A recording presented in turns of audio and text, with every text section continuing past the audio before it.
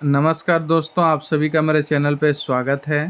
तो दोस्तों, जैसा कि आज आप वीडियो का टाइटल देख के जान पा रहे होंगे, आज का जो वीडियो का मेन बनाने का मुद्दा है, जो मेन पॉइंट है, कुछ ऐसी चीज़ें हैं जिससे आपको बचनी है अगर आप म्यूचुअल फंड में इन्वेस्ट करते हो तो, ठीक है?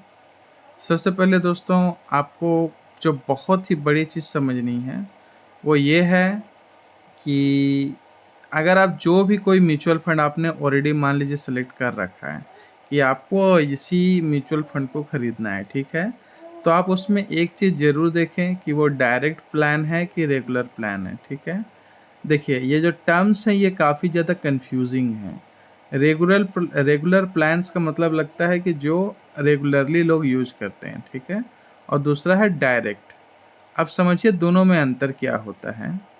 तो डायरेक्ट प्लान का मतलब है आपने को किसी ने ये सजेस्ट नहीं किया है या आप जो हैं वो किसी थर्ड पार्टी के थ्रू में उस फंड को नहीं खरीद रहे हैं, ठीक है? या कोई ऐसे ब्रोकर से आप नहीं खरीद रहे हो कि जो चार्जेस ले रही है, ठीक है? ये हो ये होता है दोस्तों आपका डायरेक्ट प्लान। और रेगुलर प्लान में क्या होता है कि आप कोई ऐसी एप्लीकेशन का इस्तेमाल करके म्यूचुअल फंड को खरीद रहे हो जो आपसे कुछ चार्जेस ले रही है, ठीक है? तो दोस्तों ये हो गया आपका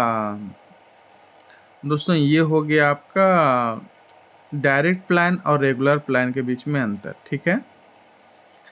तो अब बात करते हैं कि डिफ़रेंस कितनी आती है, तो लगभग-लगभग 1% का डिफ़रेंस होता है एक्सपेंस रेशियो में डायरेक्ट प्लान और रेगुलर प्लान का।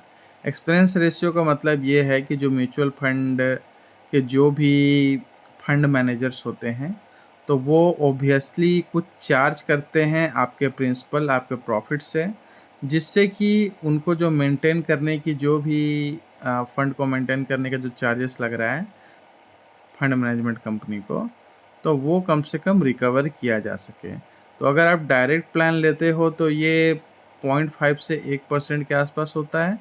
लेकिन अगर आप इसे किसी थर्ड पार्टी से खरीदते हो या ऐसी पार्टी जहाँ पर कुछ चार्जेस आपको देना पड़े, तो ये लगभग-लगभग 1.5% के आसपास का चला जाता है, ठीक है? अब आप सोच रहे होंगे दोस्तों कि अगर 1.5% और हाफ़ परसेंट में अंतर क्या है, ठीक है? लेकिन मैं आपको एक चीज़ बताना चाहूँगा, अगर मैं यहाँ आपको ओपन करके दिखाऊँ मेरा एसआईपी रिटर्न का कैलकुलेटर, ठीक है? तो दोस्तों आप एक चीज़ सिंपल देखो, बहुत ही सिंपल चीज़ मैं कर रहा हूँ। मान लीजिए कि आपने ज़्यादा नहीं, 10,000 रुपए आपने इन्वेस्ट किए पर मंथ, ठीक है? नॉर्मली समझिए दोस्तों डायरेक्ट जो ग्रोथ है उसमें आपको 12% का रिटर्न मिल रहा है।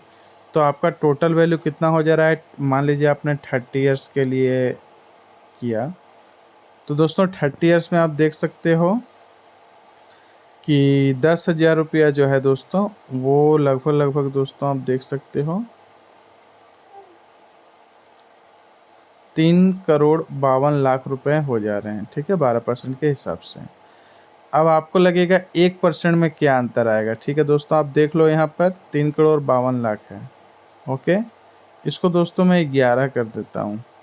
देखिए दोस्तों 2,83,000 मतलब दोस्तों लगभग-लगभग 67 लाख 67 लैक्स का अंतर है, मात्र 1% में। तो इसलिए दोस्तों ये डायरेक्ट प्लान को आप चुनें और रेगुलर प्लान को अवॉइड करें। वीडियो देखने के लिए धन्यवाद। जय हिंद।